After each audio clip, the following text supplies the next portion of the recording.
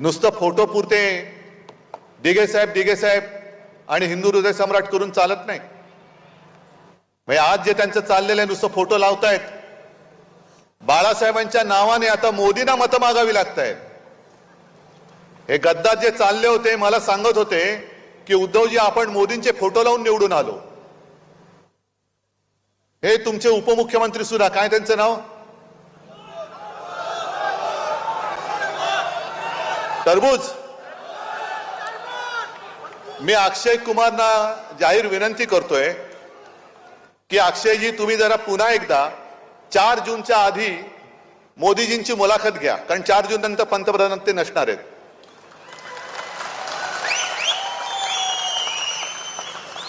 आणि 4 जूनच्या आधी मुलाखत घेतल्यानंतर त्या मुलाखतीत एक प्रश्न जरूर विचारा, जसा तुम्ही गेल्या मुलाखतीत विचारला होता की तुम्ही आंबा कसा खाता, तसं त्यांना विचारायचं की तुम्ही टरबूज कसं खाता,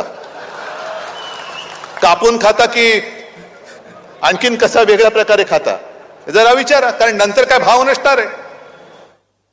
आज तुम्ही माझ्या शेतकऱ्याच्या कांद्याला भाव देत नाहीत, मालाला भाव देत नाही, उद्या ही जनता तुम्हाला भाव देणार नाहीये, अजिबात देणार नाही। आणि आजच एक पत्रकाराने माझी मुलाखत घेतली, त्याने मला विचारलं काय होणार, किती जागा जिंकाल तुम्ही महाराष्ट्रात, म्हटलं 48च्या 48। आम्ही जुगारासारखे मटक्याचे आकडे नाही लावत किती येतील आणि कोणते ते, आमच्या सगळ्याच्या सगळ्या येणार। त्याला असं कसं, म्हटलं आत्मविश्वास पाहिजे। जेव्हा एखादं युद्ध होतं त्या युद्धामध्ये तलवार हातामध्ये पाहिजे, मनगट घट्ट पाहिजेच, पण मनगटात तलवार येण्याच्या आधी मन घट्ट असायला पाहिजे। माझं मन घट्ट आहे म्हणून मी यांना गाडायला उभा आहे, मन पाहिजे घट्ट, नाहीतर उपयोग काय, तलवार दिले पण फिरवू का।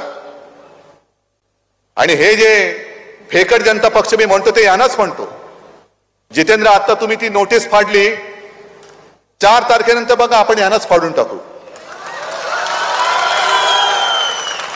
आज मी ठाण्यामध्ये आलेलो आहे, हे ठाणं शिवसेनेचं आहे, माझ्या शिवसेनेचं हे ठाणं आहे। आणि असं काही नाही की मी आजच ठाण्यात आलोय, अगदी पहिली महापालिका, पहिली पालिका ही सुद्धा जेव्हा ठाणेकरांनी, म्हणजे मी ठाणेकरांचा ऋणी आहे आणि शिवसेना प्रमुखांनी सुद्धा तुम्हाला साष्टांग दंडवत घातला होता तेव्हा, कारण 67-68 चाल असेल। पहिल्या प्रथम विजयाचं माप कोणी जर का शिवसेनेच्या पदरात टाकलं असेल ते माझ्या ठाणेकरांनी टाकलेलं आहे। आणि मला आठवत आहे की 2012च्या महापालिका निवडणुका फेब्रुवारीमध्ये झाल्या, शिवसेना प्रमुखांची तब्येत एकदम काही ठणठणीत नव्हती, पण मला त्यांनी सांगितलं की उद्धव मला 2 सभा घ्यायच्याच आहेत। म्हटलं कुठे घ्यायच्या, एक शिवाजी पार्कवर तर घ्यायचीच आहे मला, आणि दुसरी म्हणाले माझ्या ठाण्यात मला घ्यायची, मला ठाणेकरांना भेटायचंय। हे एवढं इतक्या वर्षाचं नातं, आणि पहिल्या निवडणुकीमध्ये मला आठवत आहे ठाणं तेव्हाचं वेगळं होतं।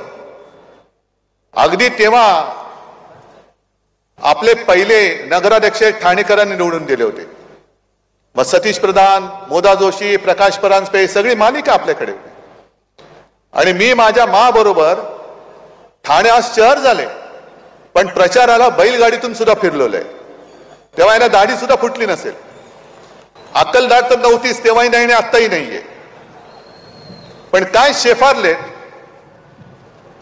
मला दुःख काय गोष्टीचं होतं की तुम्हाला मी काय दिलं नव्हतं, सगळं जे देता येणं शक्य होतं ते सगळं त्यानं दिलं होतं।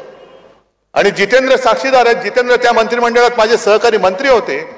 जितेंद्र तुम्ही एकदा सांगा की त्यांचं काय कौतुक आपण करत होतो, सगळं दिलं होतं। एक तरी मुख्यमंत्री असा दाखवा की ज्याने नगर विकास खातं त्या कोणाला दुसऱ्याला दिलं होतं, मी दिलं होतं, नगर विकास खातं दिलं होतं, त्याच्या आधी MSRDCचं सगळं दिलं होतं। एवढी शेवटी त्यांची भूक वाढली, भस्म्यारोग झाला की त्यांना जे दिलं ते सुद्धा कमी पडायला लागलं।